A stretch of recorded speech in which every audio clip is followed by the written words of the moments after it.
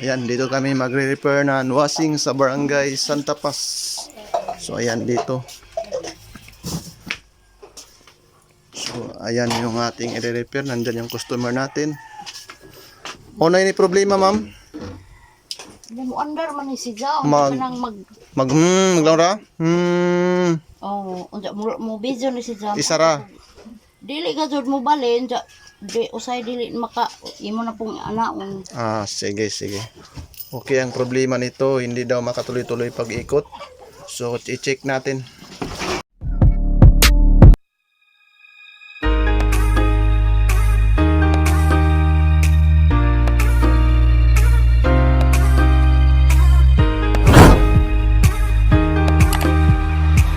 Ayan, yung brand to is Aqua Max 6.5 kg.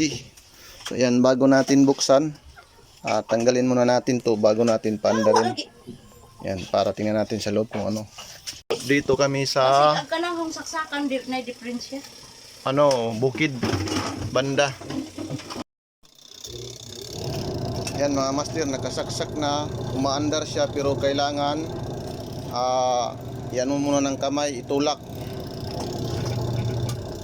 Ayan, antayin natin kung magre-reverse. Ayun. So hindi siya magtuloy-tuloy pag-ikot, kailangan itulak pa ng tingnan mo na.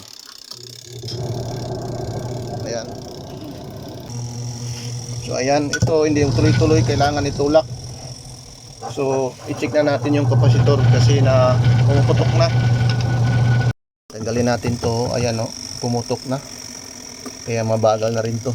Din maghahaming lang siya kasi pumutok na yung kapasitor, kailangan itulak pa yung wash motor ng ito.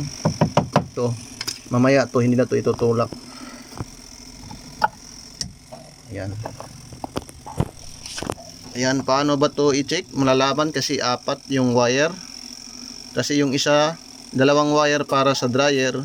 Nakikita mo yung sa dryer, ito yung palatandaan, yung may kulay puti at kasablo at pula. Ito rin yung para sa wash motor, yung kulay blue at kasarid na walang halong puti. Yan, i-check natin to. I-check muna natin yung kapasitor. Paano malalaman natin na yung value niya is ayan 7.4, yun yung sa wash. Yung sa dryer, ayan di makita. 3.8. Ayan. Di naka microfarad tayo, check natin. Din hawakan natin dito para malaman natin kung ilang value na lang. So ayan, ipakita mo tol yung kung makikita natin is abnormal na yung niya. Ito.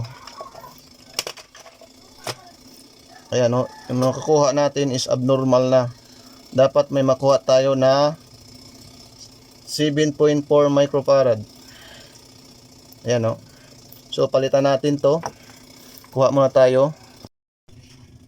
Ayan, ito yung master yung ilalagay namin, 7 microfarad kasi naubusan ng 7.4. Ayan, check natin.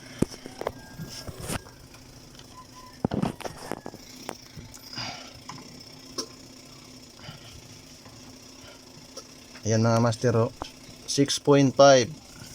So ito muna yung ilalagay namin kasi wala tayong kaparehas. Babalikan lang natin to pag meron na. Okay. Titingnan natin kung kailangan pa ba itulak ng ito bago siya umikot. Sa pagdugtong kahit magbaliktad to walang problema kasi non-polarized to. Ito yan, dugtong na natin. Ang ating customer pati daw yung dryer mahina daw umikot, so i-check natin yung 3.8 itong dalawang wire.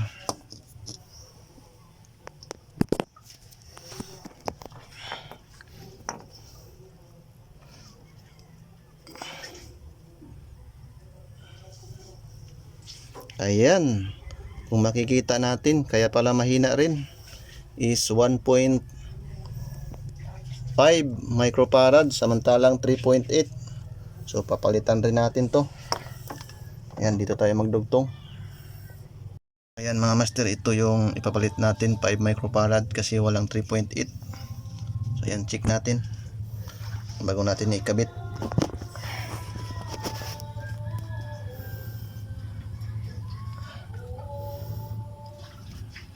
Ayan. Ayan o mga master.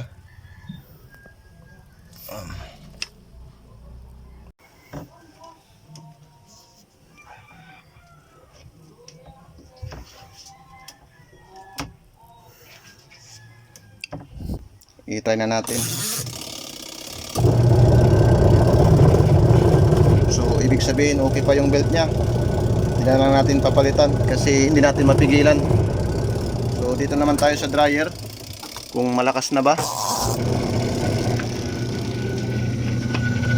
Ayan mga master, oh, ang lakas na. Ayan. Pero mas maganda palitan ng belt para isang trabaho lang ang gagawin namin. Kasi pag hindi natin papalitan, babalik na kami ilang buwan. So nasa desisyon na ng ating customer kung papalitan o hindi. Yan mga master, umandar na, oh. Yan yung ating customer.